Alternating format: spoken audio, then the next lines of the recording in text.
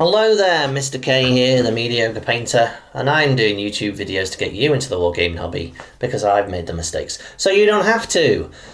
So today I'm going to be talking about stat lines, and I'm going to be talking about them in terms of trying to simplify it so you can understand what's important in miniature wargaming relatively quickly and focus on what's actually important so that you can narrow down what's good or what's bad in these sorts of things so that you can get more enjoyment out of the game more quickly and not be quite so confused as to what's important and what's not important. So whether you're playing something like Imperial Assault or Spire or the Strength of the Bear, something like Blackstone Fortress, or Kill Team, on the various hammers as they were back then or today, and Age of Sigmar, they kind of all boil down to sort of four key traits really when you're looking at things, and that's basically your ability to get around, so movement effectively, your ability to cause damage, and your ability to take damage, and then what I would kind of call as special rules, which is typically a lot of the time it's things like, it's magic, or it's psychic stuff, or maybe there's a special rule attribute on the actual card. So those are things when you're first sort of faced with a stat line to really focus on. As to what is more important than another in that stat line, that very much depends on the actual game, so that does vary so much, but generally speaking those 3 and 4 things are really what you need to look for. And I would even say on the special side of things, where you're talking about maybe magic or psychic powers or additional powers, they're of lesser importance than your ability to move around, your ability to cause damage, and your ability to take damage. So let's just have a look at a game just to give you an idea. So let's take a look at Spire, for example, and here I've got basically a bat squig to have a look at. And so your ability to move around is reflected by the hex in the bottom left hand corner, and this guy's got an ability to move 4 squares in a turn. And what's next to that is basically the number of dice that they roll and what they're looking for on that dice, and the ability to be actually able to dodge damage. And basically you get to roll 2 dice and you get to look for the dodge symbol. And if you look on those actual dice, I believe the dodge symbol appears like 1 out of 3 times. And then to the right of that, in this red circle, we've basically got 2 wounds. So in terms of, if you're looking at the ability to move around, then it's the hex. If you're looking at your ability to absorb damage, then you kind of need to consider your ability to miss the damage entirely and your ability to actually take it. So miss the damage entirely means the 2 dice to roll for dodge. Your ability to take wounds is 2. Now, you might look at that and you go, well, okay, is 2 good, in terms of my ability to roll defensive dice, and yeah, that's better than most cards. And is 2 wounds actually any good in something like Spire? No, well, not really. You only really know those sorts of things when you actually see more and more cards in order to be able to give yourself an idea. But just as a quick glance, these basically, these are the key things to focus in on. And then if you look at the ability to cause damage, we look at his Toothy Maw, and basically it's got a range of 1. You're going to roll 2 dice, and on that dice you're going to be looking for swords, and you're going to cause 1 damage.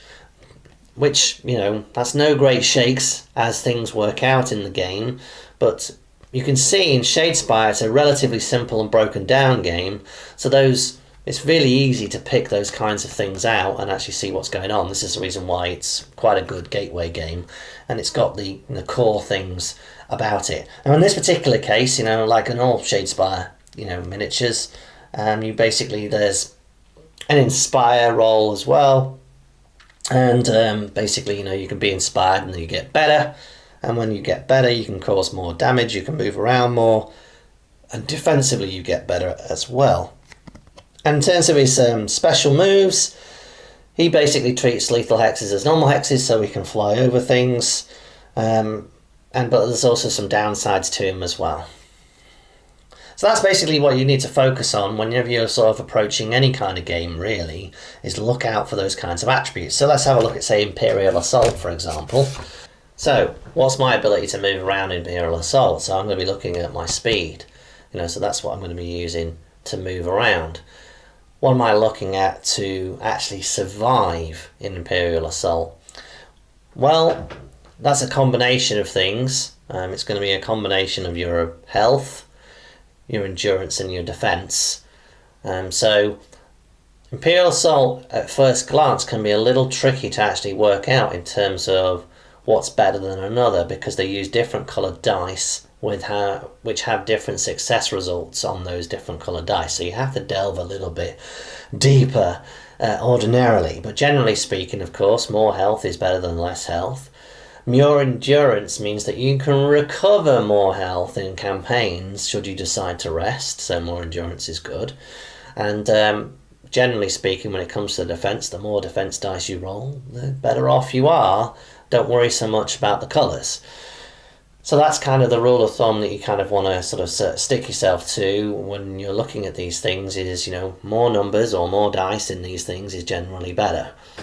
Sometimes you do have to do a little bit more study because maybe the colours of dice and things like that have an effect, and that's very much the case in Imperial Assault. And if we look at this Drocata, basically is a Wookiee, you can see that basically we're rolling 3 dice to cause damage, and if we look at, say, Khoton Faralo, basically, you know, we've only got 1 dice to actually cause damage. So, you know, Drocata's going to have a much greater opportunity to actually cause some hits and actually cause some harm to the opponent than Khoton is. Fairly significantly as well if they're rolling 3 more dice. And you've got 1 blue and 2 green. I think blue is a better dice for successes than green. But still, it's going to give you a significantly better chance. So those are the things you have to look out for on these particular cards. But again, following the same kinds of principles as what I said before, I'm looking for my ability to move around, I'm looking for my ability to survive, and I'm looking for my ability to cause damage. Let's move on to, say, Kill Team, for example. You know, something that everybody's playing at this particular moment in time. One of the beauties about Kill Team is, you know, it's based on the same rules as 40k, so you learn to play Kill Team, you can play 40k. Personally, in a skirmish game, I'm not so certain that that's actually the best thing to actually have. I think a skirmish game could benefit from slightly different rules. I actually think in many ways the precursor to Kill Team being Shadow War Armageddon has a number of rules that are actually better and probably a better balance in terms of points cost and all that kind of jazz.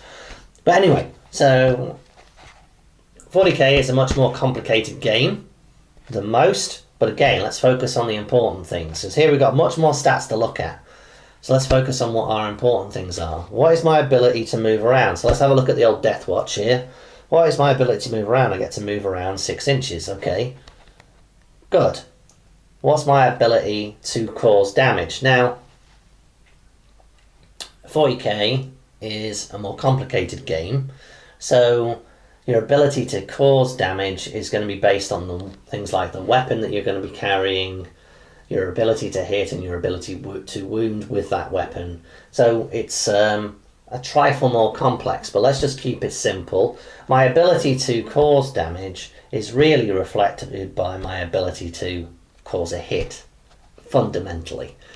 So if I am shooting, and 40k is a very shooty game, I'm going to be looking at BS, which is ballistic skill, and so I'm going to basically be doing that on a 3+. Is a 3+ good? Well, yes. If you have a look at some of the other characters in the actual book, you'll see that 3+ is actually pretty top-notch. It's right up there, and that's reflected in the reason why Marines are a little bit more expensive than others. And then what about melee combat, close hand-to-hand fighting, for example? Well, then you're going to be looking at weapon skill again. It's a 3+. So that's pretty good. So those are the things that you need to focus on. Now, your ability to stick around isn't straightforward again, just like it is when you're talking about your ability to deal damage, because it's a more complicated game. So your ability to stick around is really based on your toughness, which is 4. And if you look across the races in something like 40k, then basically you'll realise that on average toughness is sort of somewhere between 3 and 4 in general across the races, probably something like 3.7 or 8 or something. So 4's good. And then you've got something called wounds, which is basically, when it finally makes it through, how many hits can you take? And that's basically 1. So you're like, oh, right, okay. 1 is kind of normal, in this game. If the Primaris, for example, you'll see they've got 2. It's like, ooh. So, that model can take 2 damage, which is pretty handy. And then you got something over here at the end called saving throw, which is basically your ability of your armor to prevent something causing you damage. So those are the things that you have to take into consideration when you're talking about what is my ability to actually prevent myself from dying, basically. And it's a combination of those things.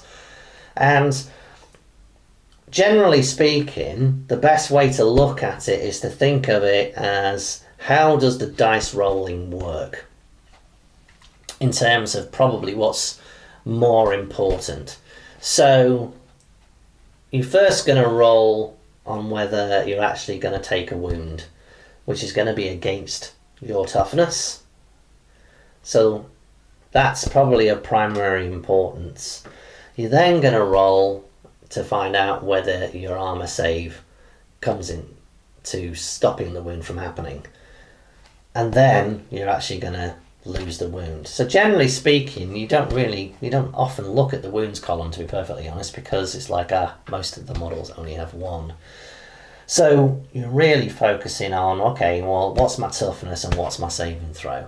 And Marines, are right up there in both cases in terms of having decent statistics in that particular situation. So those are the things that you need to be looking for. Now, that helps you to break it down, these things, and don't worry so much about the other frippery, shall we say, until you actually start to play the game. Really, the important things, if we look at something like 40k, especially in a skirmish game, it's going to be down to movement, your ability to shoot, I would say, more than your ability to do close combat damage, and your ability to survive being hit. That's what it's going to boil down to at the end of the day. So anyway, so that's how you should look at these things. Remember, look at the movement, look at your ability to cause damage, and look at your ability to survive damage. And then, if you can be bothered, look for the special rules that might give that character or that model a particular edge. So if it's like for Psyker, for example, in 40k, they may have an ability there that basically can help you out. If you just look at a straightforward Marine, for example, you've got transhuman physiology. So ignore the penalty to this model's hit rolls from one flesh when it's suffered a flesh wound. That's pretty handy. And they shall know no fear. You can re-roll failed nerve tests for that model. Well, okay, okay, that's pretty cool, but, how often are you going to use those attributes is the next things you start to want to ask yourself the questions, and then basically it starts to get much more complicated.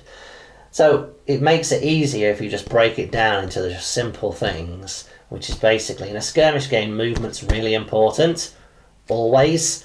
So good movement, good ability to cause damage, good ability to take damage. It's as simple as that. And I'll do some more detailed sort of analysis, if you will, with a bit of maths on something like Kill Team moving forwards, just to give you an idea of how you actually might go about picking something and what to look for and what to really consider to be kind of snake oil, because there's some things in here that you'll look at and you go, oh, that looks good at first glance. But when you actually come to the way the dice rolls work and things like that, maybe all that glitters is not necessarily gold, shall we say. Anyway, I hope you found that moderately interesting. If you did, please like, subscribe. I will be doing more. Catch you next time.